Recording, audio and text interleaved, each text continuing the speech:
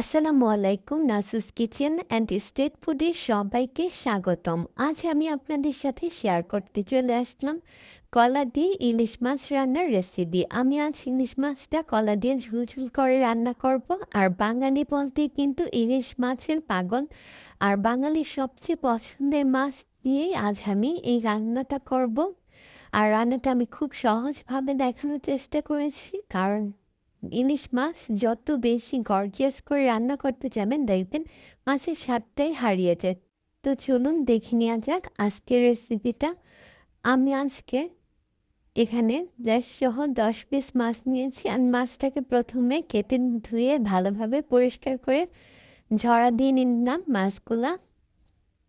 এবার আমি এখানে নিয়ে নিয়েছি কিছু কাঁচকলা। আজ আমি ইলিশ মাছ কাঁচকলা দিয়ে রান্না করব। তো আমি কয়েকটা কাঁচকলা নিয়েছি। তো প্রথমেই আমি কলাগুলোকে খোসা ছাড়িয়ে কেটে নিব। কেটে আমি এগুলাকে 1 চামচ পরিমাণ হলুদের গুঁড়া দিয়ে আর স্বাদ মতো লবণ দিয়ে মাখিয়ে রেখে দিলাম। এবার আমি কড়াইতে দিয়ে দিচ্ছি 2 টেবিল চামচ তেল। আর এখানে দিয়ে দিচ্ছি আধা কাপ পরিমাণ পেঁয়াজ দিয়ে আমি একটু হালকা ভেজে ভেজে নিব। এভাবে হালকা একটু ভাজা ভাজা হয়ে গেলে এর মধ্যে আমি মশলাগুলো দিয়ে দিব। এখানে আমি দিয়ে দিলাম 1 চামচ মরিচের গুঁড়া, 1 চামচ হলুদের গুঁড়া, আধা চামচ ধনিয়া গুঁড়া দিয়ে আমি এবার ভালোভাবে মিক্সড করে নিব। এভাবে আমি একটু কষিয়ে নিচ্ছি। আর খেয়াল রাখবেন যাতে পোড়া না লাগে।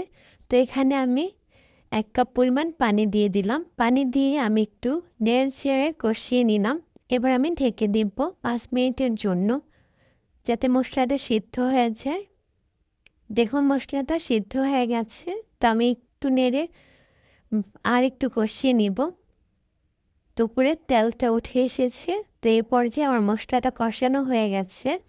এবার আমি কেটে রাখা কলাগুলো দিয়ে দিচ্ছি একটু ধুয়ে। দিয়ে আমি মশলার সাথে ভালোভাবে নেড়ে চেড়ে কষিয়ে নিচ্ছি। বেশ কিছুক্ষণ সময় নিয়ে না ঢেকে কষিয়ে নেওয়ার পরে এখানে আমি 1.5 কাপ পরিমাণ পানি দিয়ে দিয়েছি। পানি দিয়ে আমি ঢেকে দিলাম 2-3 মিনিটের জন্য। 2-3 মিনিট পরে আমি ঢাকনা উঠিয়ে নেড়ে দিচ্ছি যাতে পোড়া না লাগে। ফার্স্ট থেকেই আমি চুলার আঁচটা কিন্তু মিডিয়াম রেখে রান্নাটা করছি। তো আমি নেড়ে এবার আবার ঢেকে দিব। তো কয়েক মিনিট পরে ঢাকনা উঠালাম, ঝোলটা শুকিয়ে এসেছে। এবার আমি তরকারিতে যে পরিমাণে ঝোল রাখবো ওই পরিমাণের আমি পানি দিয়ে দিলাম। তা আপনারা যেমন ঝোল রাখবেন ওই অনুযায়ী পানি দেবেন। এখানে আমি কিন্তু প্রায় 1.5 গ্লাস পরিমাণ পানি দিয়েছি। পানি দিয়ে আমি ঢেকে দিয়েছিলাম। কয়েক মিনিট পরে ঢাকনা উঠালাম। তো কলাটা একদমই পারফেক্টভাবে সিদ্ধ হয়ে এসেছে। এই পর্যায়ে কিন্তু আমি এক এক করে ইলিশ মাছ দিয়ে দিচ্ছি। আর আমি কিন্তু পানি দিয়ে চুলার আঁচটা কিন্তু হাই হিটে দিয়ে দিয়েছি।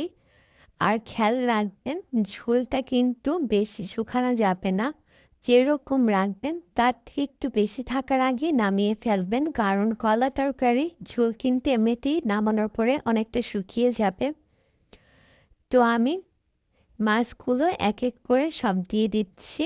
আমি কিন্তু মাছগুলো 5-6 মিনিট জাল করে নামিয়ে নিব। ইলিশ মাছ কিন্তু এমনিতেই খুব তাড়াতাড়ি সিদ্ধ হয়ে যায়। যখন কলাটা হয়ে যাবে তখনই কিন্তু মাছগুলো দিবেন। তো মাছগুলো দিয়ে আমি একটু মাছগুলো ঝোলের মধ্যে ডুবিয়ে দিচ্ছি, যাতে মশলাটা মাছের গায়ে লাগে ভালোভাবে।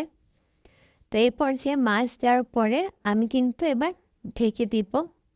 ঢেকে দিয়েছিলাম আমি 3-4 মিনিটের জন্য। 3-4 মিনিট পরে ঢাকনি উঠিয়ে কাঁচামরিচ দিয়ে আবার ঢেকে দিলাম। মাছটা কিন্তু পারফেক্টভাবে সিদ্ধ হয়ে গেছে। তো মরিচটাও সিদ্ধ হয়ে গেছে অনেকটাই। আর বাকিটা এমনিতেই তরকারি গরমে সিদ্ধ হয়ে যাবে। তো আমার রান্নাটা কমপ্লিট। আমি চুলার জালটা অফ করে নামিয়ে নিলাম। খুব সুন্দর একটা স্মেল বের হচ্ছে। আর এই রান্নাটা কিন্তু আমি খুব সহজভাবে করেছি। আর ইলিশ মাছ সবসময় সহজভাবে রান্না করার চেষ্টা করবেন। তাহলে মাছের স্বাদটা কিন্তু একদম পারফেক্টভাবে থাকে আর খেতেও কিন্তু দারুণ লাগে। আর কাঁচকলা দিয়ে ইলিশ মাছের ঝোল সাথে গরম ভাত খেতে কিন্তু অসাধারণ লাগে। আর আপনারা যদি ইলিশ মাছের আরও আইটেম দেখতে চান তাহলে আমাকে অবশ্যই জানাবেন। আর এভাবে কিন্তু অবশ্যই আপনার বাসায় রান্না করে দেখবেন খেতে কতটা দারুণ লাগে। তো আমার সাথে এতক্ষণ থাকার জন্য অনেক অনেক ধন্যবাদ। আজ এখানেই বিদায় নিচ্ছি। আল্লাহ হাফেজ।